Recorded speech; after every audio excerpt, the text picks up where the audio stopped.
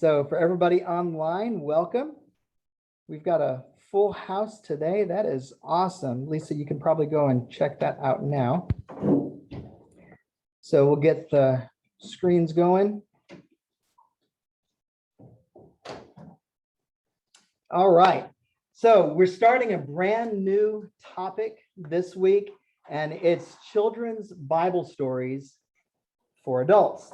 So I found out years ago when I started teaching a new believers class here, or not a new believers, new members class here, that a lot of people that came in didn't understand some of the references that I was making. And I would make comments, maybe about David and Goliath, or Samson and Delilah, or Shadrach, Meshach, and Abednego. And they're like, who? What? I don't know that story. And at that point, I started to understand that here at Two Rivers, we got a different kind of church, because it's not like the other churches were in Gonzales, where it was just a shuffling of people from one church to another, and you're just getting a new round of believers.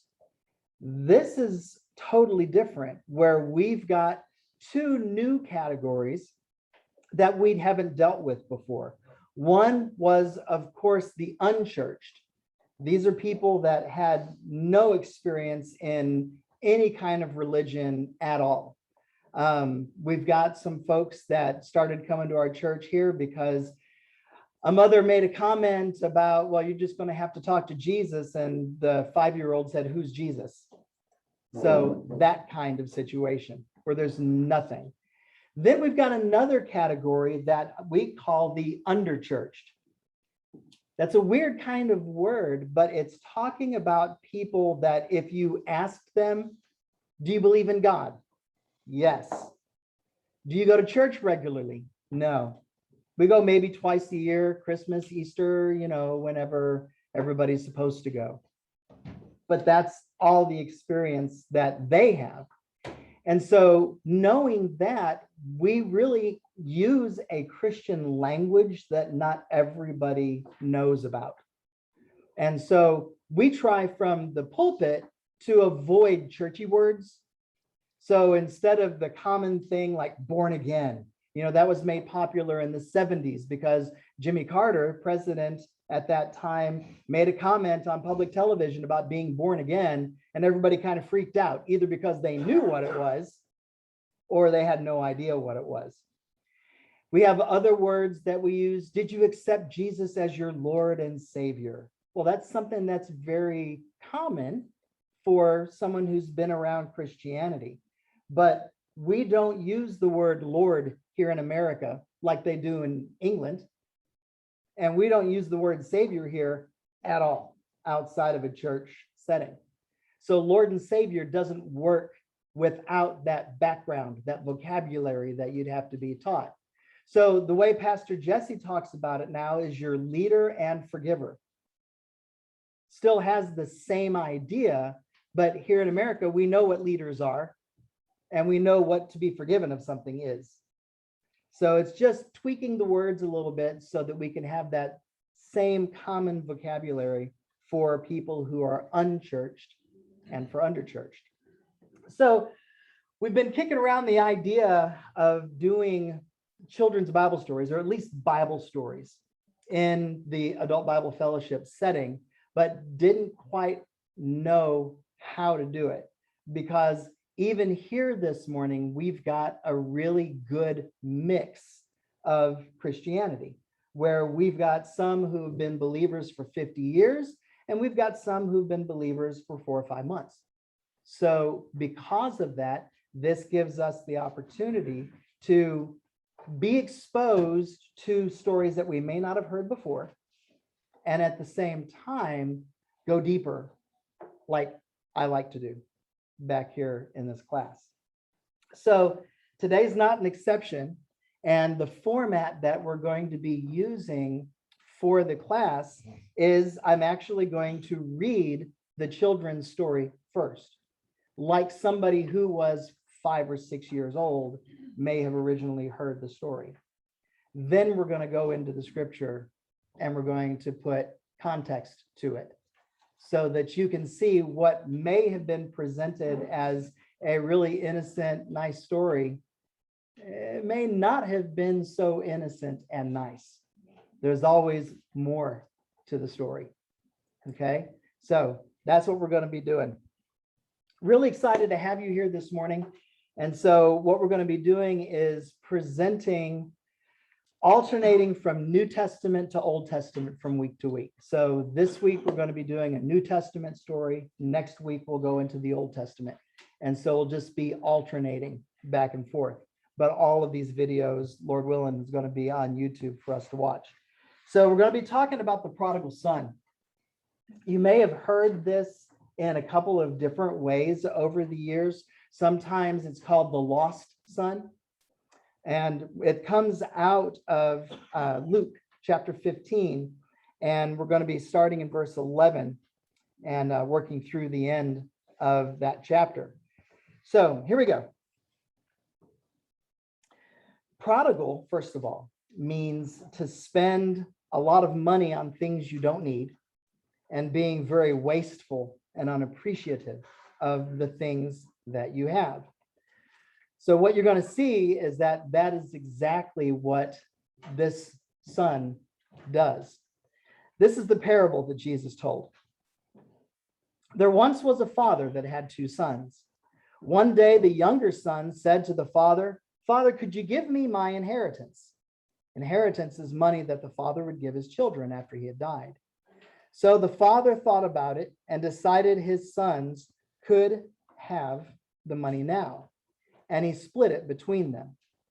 Very soon after the younger son received the money, he decided that since he had so much money, that he would move to a different country and have some fun with it. When he left for good. He took every last thing he had, and he didn't plan on returning. He wanted to be grown up and spend all his money how he wanted with no one to tell him what to do. So he just left. He left a big farm with many, many hired men with everything that he needed. He left his family, and more importantly, he left his father, who trusted him enough to give him the money. This probably made his father very sad, and I'm sure he missed him very much.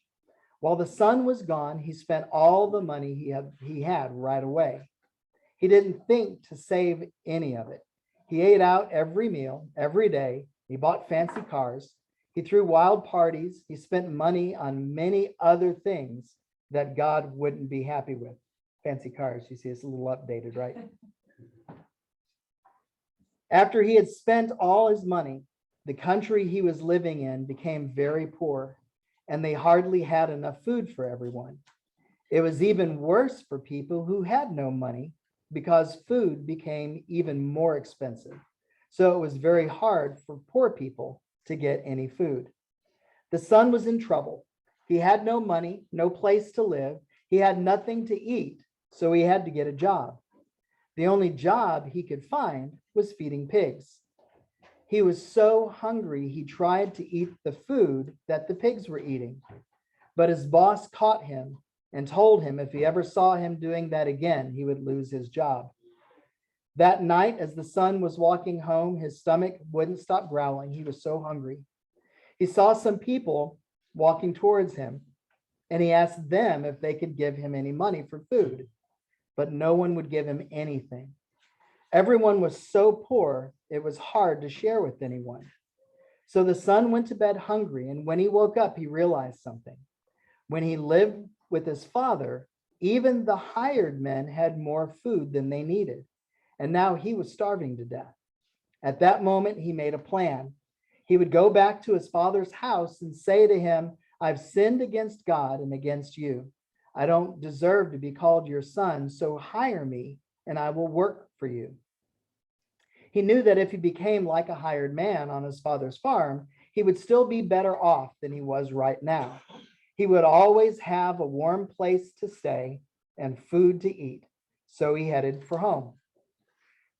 It took the son a long time to get home. He was just hoping that his dad would let him work at the farm and let him be a hired man.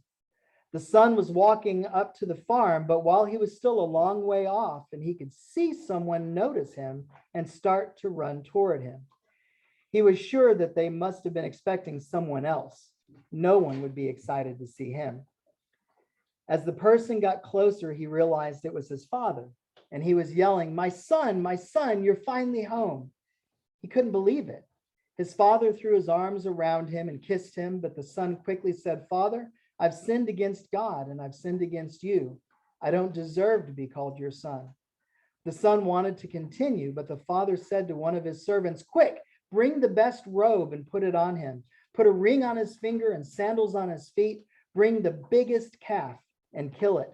Let's have a party and celebrate, because my son who was lost is now found." A little while later, the older son was working in the field and he heard music and dancing. So he called to one of the servants and he asked, "What's going on?" "Your brother has come home and your father is having a party for his return." This upset the older brother and he refused to go join the party. The father heard that he was upset, so he went to talk to him and invited him to join the party. But this son refused, saying, "Look, I've been working for you all these years. I've never disobeyed you, yet you never had a big party for me to celebrate with my friends. But now my younger brother has come home, spent all the money you gave him, and you killed the biggest calf for him to have a barbecue?" "But my son," the father said, "you're always with me, and everything I have is yours. We had to celebrate and be glad, because this brother of yours was lost, and now he's found." That's the story that Jesus shared. Now, how many of y'all have never heard that story before? All right, great. That's why we're doing this, okay? So that's the story as it would be read to somebody in elementary school today. But we need to look at what Jesus actually was doing, because he was not speaking to children when he told this story. So he told what's called a parable, and Jesus spoke a lot in public in the form of parables. So the definition of a parable is a simple story with a moral, or it's a story told in order to teach a lesson. Those of y'all who are my age or older, you may have heard something called Aesop's Fables or Mother Goose and Grimm. They're not biblical stories, but they're the same kind of idea. It's a story that seems fun, but there's a lesson that's built into that story. Okay, so parables are something that was prophesied in the Old Testament. So thousands of years before Jesus even came on the scene, there were prophets, people who told the future of things to look for. And one of the prophecies was that Jesus, this Messiah that was coming to save the world, would come and speak in parables. Okay, and that actually comes from Psalm 78. This is a messianic psalm. That means it's a psalm that was written thousands of years before Christ, but it was written as if Jesus was speaking it. "I will open my mouth in a parable," he says. "I will utter dark sayings of old." And so that's an old prophecy that was made as proof that Jesus, when he was born and came on the scene, was the Messiah. And there are over 300 Old Testament prophecies that were made, and Jesus fit them perfectly. Okay, that's a different lesson. All right, so context is key. So we need to kind of know what's going on around the story as Jesus told it, so that we can understand the who, what, where, when, why, and how of what Jesus was doing. So when we look at all of Luke 15, the first thing that we have to see is who was there. And we see that in verse 1 and verse 2. It says, tax collectors and other notorious sinners often came to listen to Jesus teach.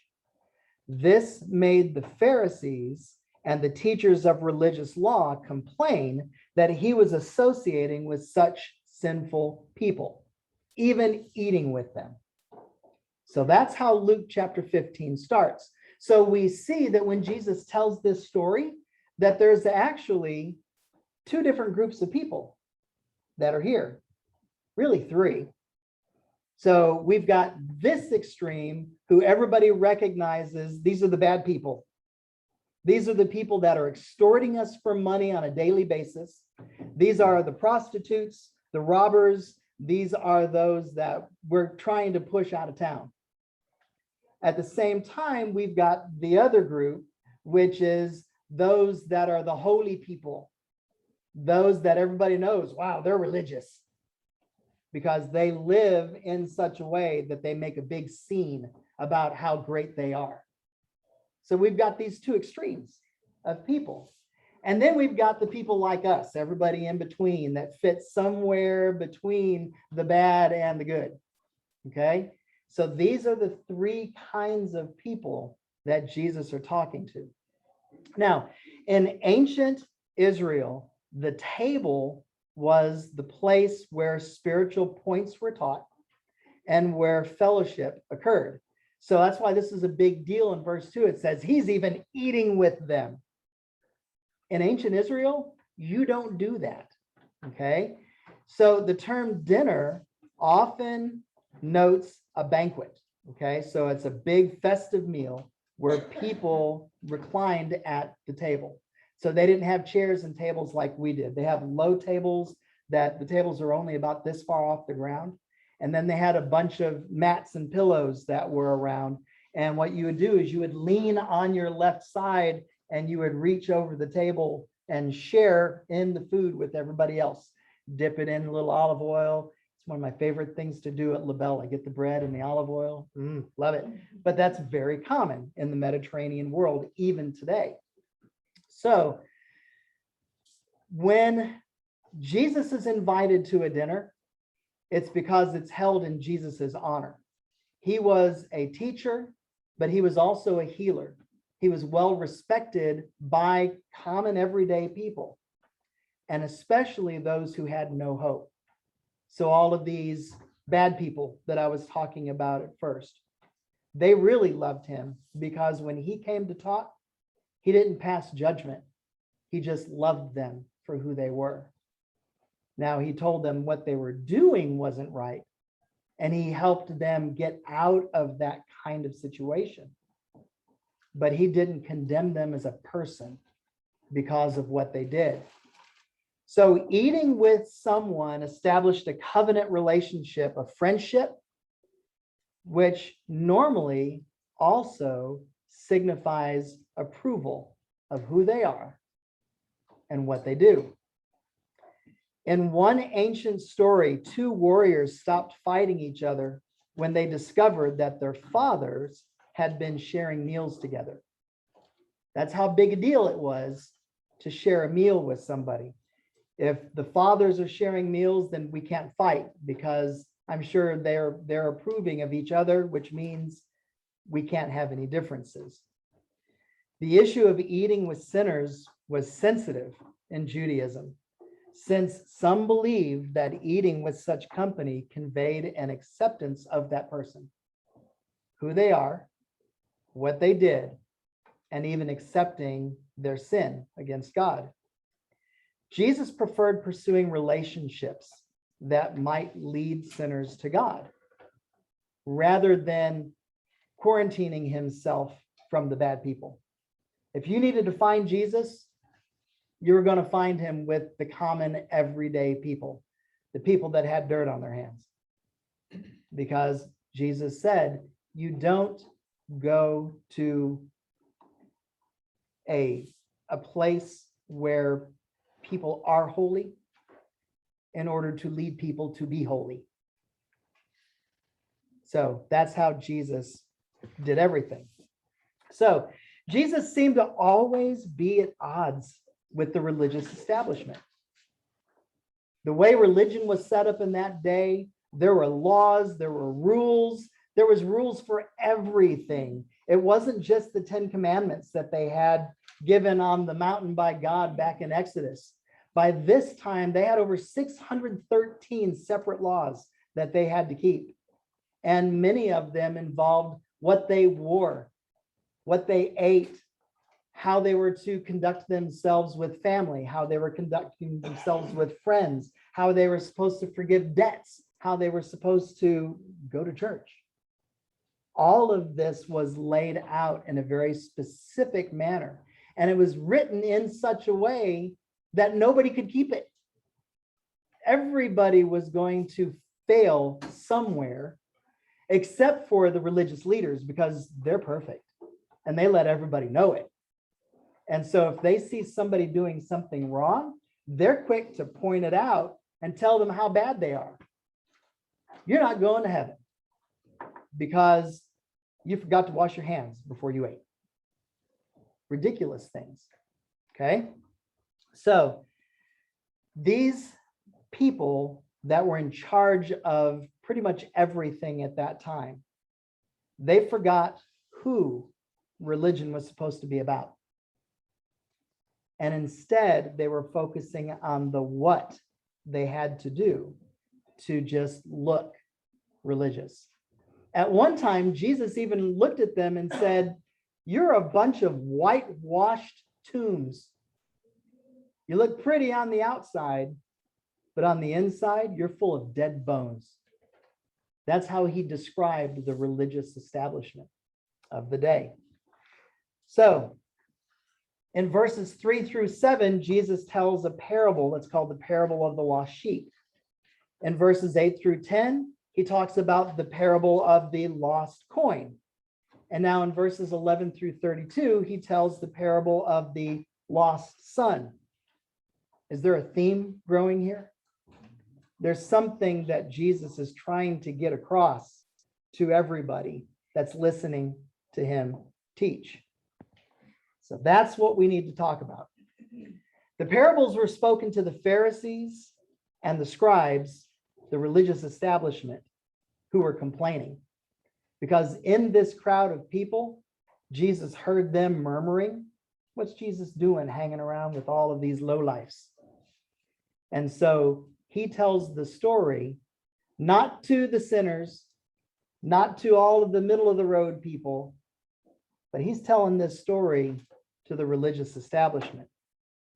The religious leaders of Jesus's day divided humanity into two classes. You've got the unclean and you've got the righteous. We're righteous, everyone else is unclean. They decided to live as much as possible in complete separation from the unclean. Some rabbis of Jesus's day took this idea so seriously that they refused to teach the unclean God's words. You're unclean, so I'm not even going to tell you how to get clean. Doesn't make sense at all. In each of these lost stories, Jesus was referring to different people within the story. In the parable of the lost son, there were three main characters. We got the father, we got the stay-at-home brother, and we've got the lost son. So the father in this story was very wealthy, very wealthy. Now, we really don't get just how rich he was from reading this, but the way in the original language that this is written, this is above average, okay? This is stinking rich. Inheritance laws were to be executed upon the death of the father. The oldest heir was supposed to get 2/3 of the estate, and everybody else is supposed to get the other third split up amongst them. Okay, that's the way the law was written. May I interject? You may. A little humor. You know, the virtue and the benefit of saving and accumulating is well accepted and known. Especially if your parents did it for you. That's true. And now you're hearing so many rich people today, and Bill Gates said it. Shaquille O'Neal just said it. It was in the news. He said, the money that I made is for me. I'm rich, not y'all. I'm rich. My kids aren't.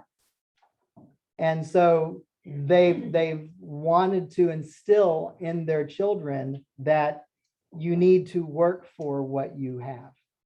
Because it seems that people who just inherit large amounts of money, they don't tend to inherit the values that went along with making that money.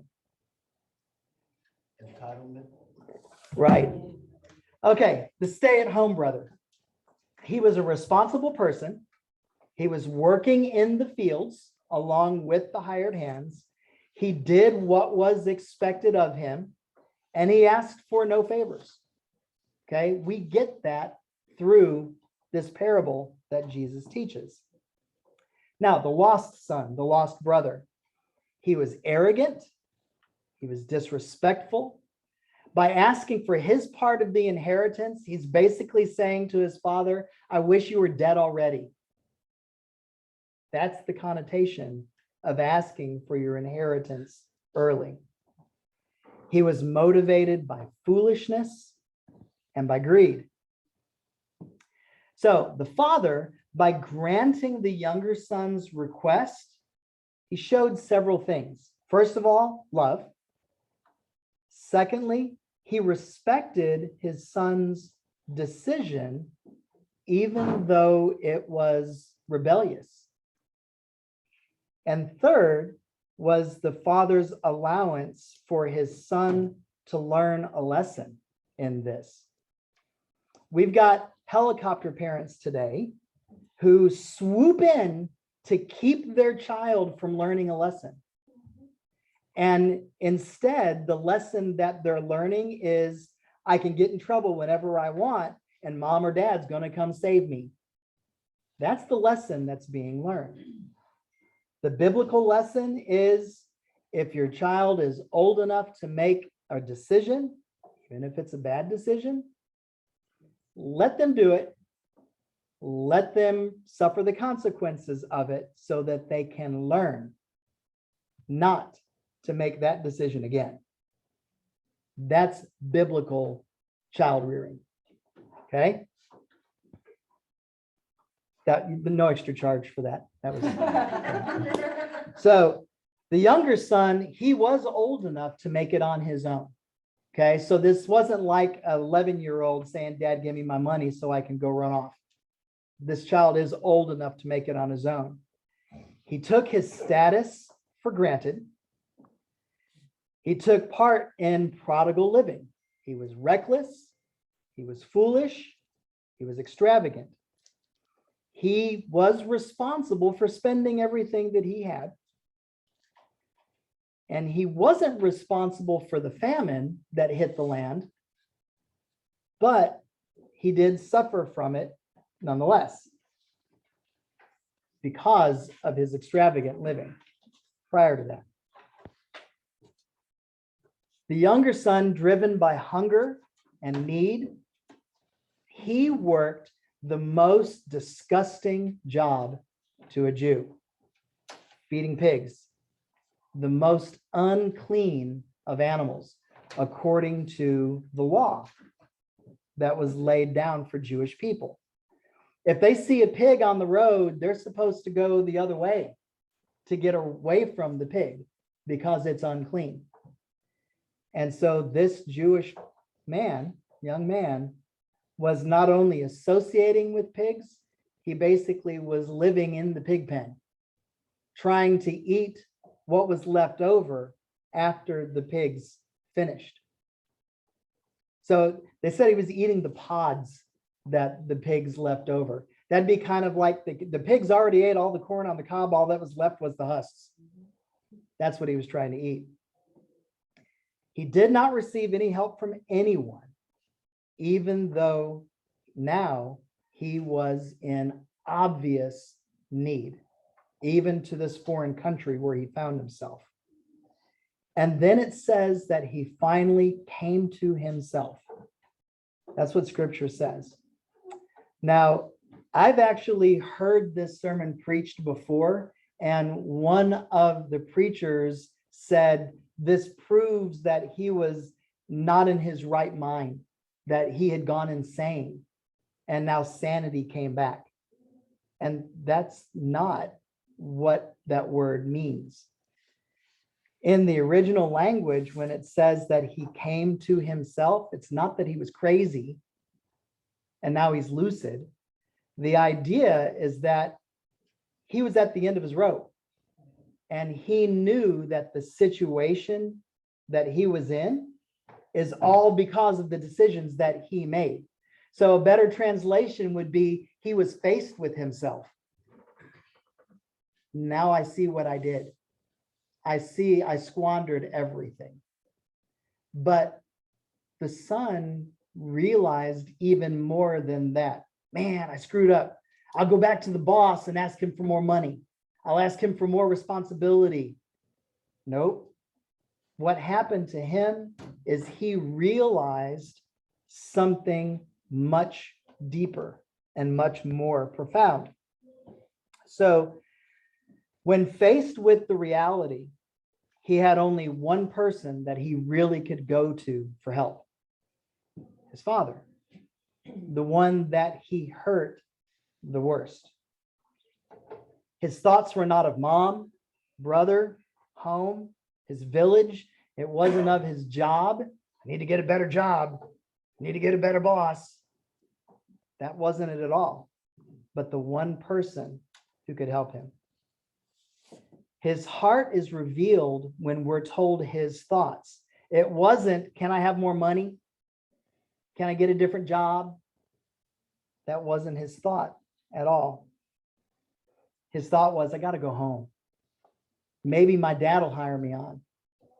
And that way I could have a job there, because even his workers have more than enough to survive on. So the father saw the lost son while still a long way off. That's what scripture tells us. The only way that this would happen is if the father was expecting the son to come back. It's the only way. The father didn't wait for the son to even get through the gate. He ran out and met the son on the way. And then the father treated this man like a prince. He was given things that are reserved for the firstborn. It's a little bit deeper. Now you're going to see why the other brother is a little upset. None of the things that he was given, the best robe, the ring to put on his finger, sandals for his feet, these were not just the common everyday, work in the mud type sandals. These were ornate sandals given to someone who's not to work at all, someone who's to have their feet up and just enjoy the rest of their life doing nothing. It's a lot of implications in what the dad did for this lost son. The father treated him like a prince, and these gifts were extravagant. So, the stay-at-home brother. This son had done no wrong. Remember, he did what was expected. He was working in the fields with the men, so it's not like he was lazy. It's not like he was bossing everybody around. He was a good guy. He was out there doing what was probably more than what was expected of him. The lost son comes back and everything changes. Now, it wasn't that he came back that the older brother's upset about. The older brother is upset because of how the lost brother was received. He should have been made an example of. He should have been punished. He should have been ostracized and sent on his way. All these things were accepted and they were expected in Jewish law. Well within the family's rights to say, you are no son of mine, be gone. and no one would fault them for treating this guy like this. Instead, they're throwing him a big party, the size of which was reserved for royalty. Now, imagine Jesus telling this story. Imagine the different kinds of reactions that he's going to get from the different people. So how are all the tax collectors and sinners going to react to this? And all that they were received. It's about time we get treated right. Okay. How are the religious rulers going to listen to this story? Like the stay-at-home brother. That's the stupidest thing I ever heard. I thought this teacher was a good teacher. He's teaching lies. And everybody else in the middle is going to be like, I don't get it. And that's really what's happening at this point. Sometimes when Jesus tells these stories, he must have looked up and see some people going, because he'll finish the story and he'll say, now let me tell you what this means. And he'll give a deeper meaning to it. That's the difference between the law of Moses and the law of Jesus, or the law of Christ. The law of Moses has these strict rules. The laws of Jesus are more ethical. Yeah, so the laws of Moses were good to put on a list. And sometimes if Things that you can check off. You got to bend the rules. Yeah. And then when Jesus came, he's teaching a different kind of law. The way that Jesus is teaching, it's not, did you check all of the to-do boxes and make sure that the not to-dos are left unchecked? It's not the outside that makes you dirty, it's the inside that makes you dirty. So Jesus comes in and now he's saying it's not what you do. It's the motive behind what you do. It's very different. Now remember, the religious establishment, they're all about looking great. They don't want their insides judged. And so Jesus is coming here saying, y'all look good. You look like you have it all together. But I tell you, these people are the ones that really have it together, pointing to the sinners, pointing to the rest of us. That's why, as we heard Jesse preach last week, the Pharisees, the priests, the scribes, the Sanhedrin, they were out to kill him because Jesus was making them look bad. That was the motivation. Okay. So the stay-at-home brother, notice the use of absolutes. And when he came to talk to his father, he said, I never disobeyed you. You never gave me a fatted calf to party with my friends. He's using these absolutes. Bitterness usually deals in this way. I'm always working. I never have fun. You never do this. Someone that uses absolutes either have a wrong view of themselves or a wrong view of the person that they're talking to. Because there's always more to the story. Never black or white. Usually the people that can't figure it out have to follow the rules because they can't figure it out on their own. I don't know what to do, so I'm going to follow these guidelines. I'm going to hold you to them, but not myself. Back to the checklist. Yep, absolutely. The proud, the arrogant, the self-righteous always feel that they aren't treated as well as they deserve. That's why the biggest sin that we have to watch out for is pride, because that's always going to put us in a wrong position with God. If we think we have it all together, we're saying, God, we don't need you. If we think we can do it on our own, we're saying, God, we don't need you. That's pride. You always have to, in you somewhere, know the truth. Orville, that used to be true. That's not true anymore. We're in a time now that is all about self-denial. deception. I don't know how you look past that, but You're a different generation. My generation was raised with Mr. Rogers saying, you're special. It's Mr. Rogers' fault. He did it. He instilled on us that you don't have to be perfect. Who you are is perfect the way you are. You don't need to change. You don't need to be any different. And don't let anybody tell you any different. Everyone gets a trophy. Everyone gets a participation ribbon. Yeah. That's not the way God works, people. That did not change. You do it God's way, or you go to hell.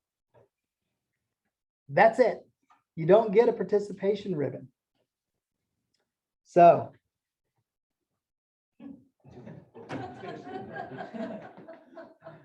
all right. When Jesus speaks in parables, there's always a deeper meaning. Each of the lost stories, the characters are clear. There's one that's searching, one that's seemingly doing good, and then the thing that's lost, whether it's the coin or the sheep or now the son, that gets restored. When Jesus speaks in parables, there's always this deeper meaning. The one that's searching, that's God. The one that's seemingly doing good, that's the religious establishment. And the lost that's been restored is the sinner that's now a new believer. So, regardless of your standing with God, there is room for improvement. God is still searching for the lost. You may have been a believer for 50 years, and this new believer comes in and does something, and you look at him and say, that is the most boneheaded thing I've ever seen. How dare they do this? How dare they do music like that? How dare they make those sounds, raise their hands? Who are you sounding like? The Pharisee, the religious establishment. And instead, we should be celebrating this brand new believer being added to God's kingdom. Jesus did correct. But when he corrected, he always corrected with what? Gentleness, love, with the idea of bringing them along. He didn't judge them. He didn't judge them. Didn't judge them. So that's the rest of the story. Okay? So, any questions?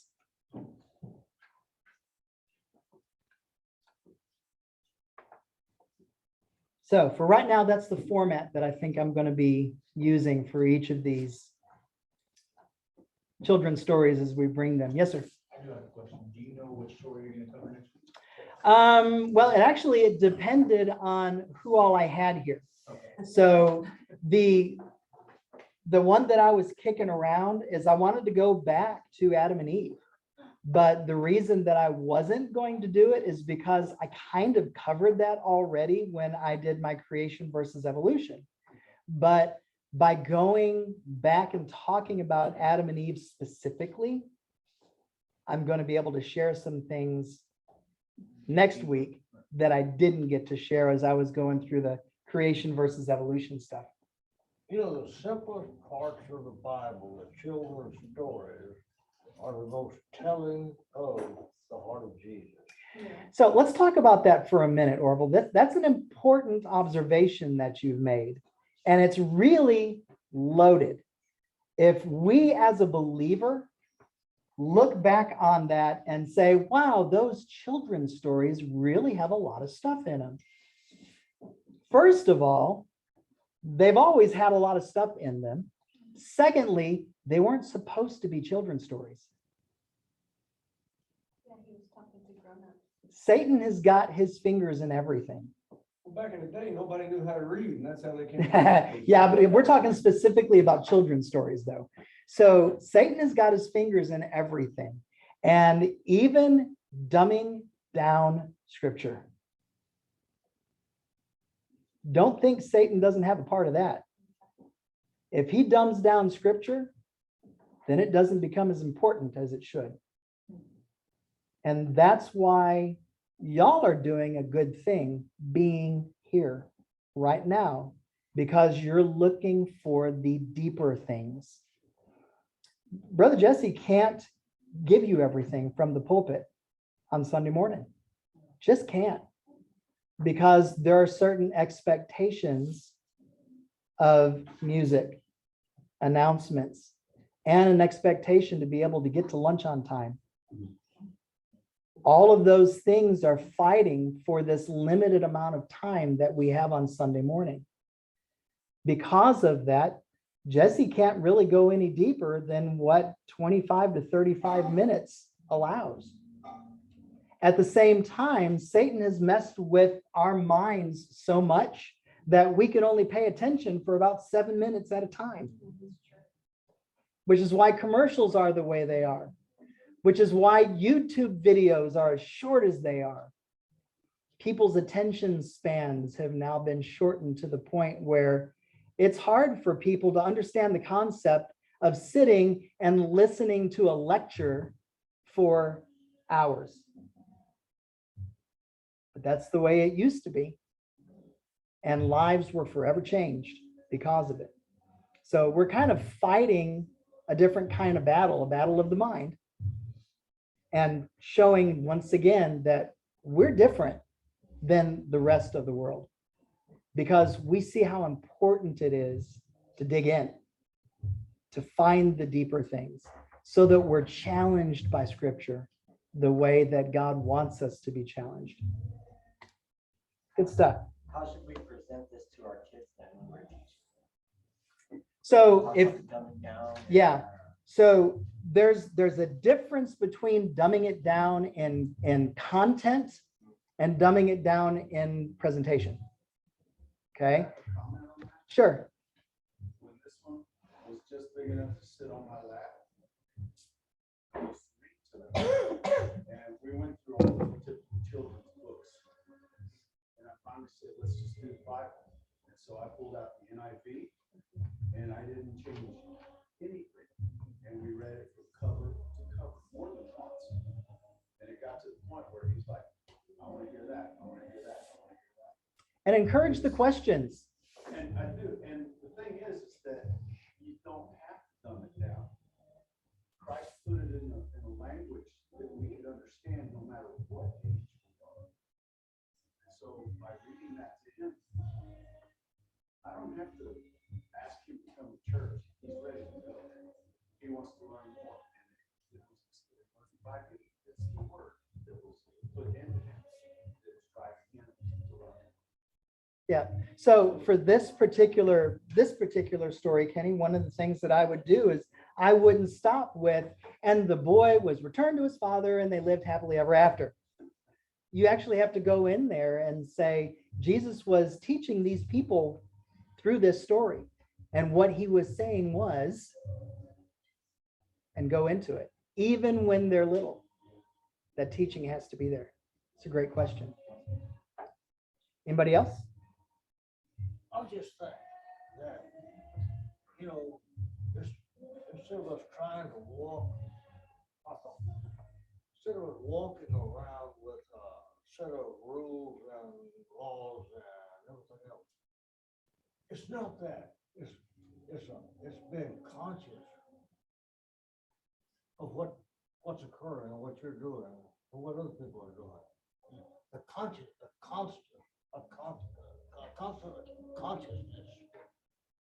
of what's occurring. And the things that parables and children's stories tell. See, Should be our reference. yeah, and that's something that's taught in Scripture, and it's not taught in the world anymore. Personal responsibility, my actions affecting others, that's not taught in the world, but the Bible teaches it. That's something that I talk to my kids about too, because whenever I was a kid and we watched television shows, like the teenage shows that we would watch or whatever, there was always a problem, and then the kid realized that there was a problem, or the parent grounded the kid and they had accountability. And now the Disney shows and everything that they have now, they don't have accountability. They're like, oh, you know, your sister's a liar or whatever, but they never hold the sister accountable for her actions or anything like that. Yeah. Wasn't like Full House. where they Yeah, no, always- not at all. I'm like, Yeah. For the Brady Bunch. Yeah. Yep. All right, y'all. So that's how we're going to be doing it from week to week.